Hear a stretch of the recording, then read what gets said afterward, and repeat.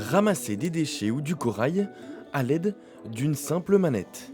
Un jeu d'enfant pour ces collégiens qui pilotent un bras articulé inspiré d'un véritable robot sous-marin.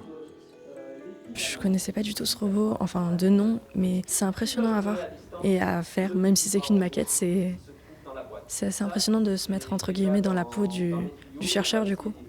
Grâce aux moyens de l'Ifremer, c'est un tout nouveau module éducatif qui vient d'être lancé, Poulpix, qui simule une mission de prélèvement en milieu marin. C'est comme une vraie mission, c'est vraiment le vrai matériel. Ils utilisent vraiment des manettes de Xbox. Là, on a fermé la boîte pour simuler qu'il faisait complètement noir, mais c'est vraiment comme ça que ça se passe. Ils ont la lumière au bout de leurs bras et ils se débrouillent comme ça. À l'Ifremer, voici celui qui permet d'explorer les fonds marins.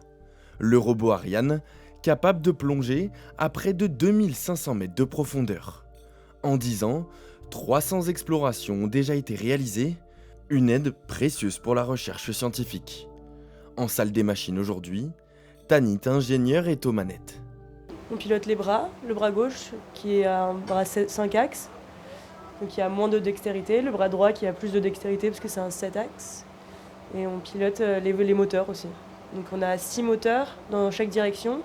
Depuis quelques semaines, Ariane est en maintenance avant de repartir en mission. Une aubaine pour ses élèves qui s'offrent une plongée dans le monde océanographique. Ça permet aux jeunes de découvrir une gamme de métiers un peu large et de s'intéresser au monde sous-marin aussi parce qu'il y a quand même des enjeux scientifiques derrière. Prochaine mission pour Ariane, en août, dans les eaux du golfe de Gascogne.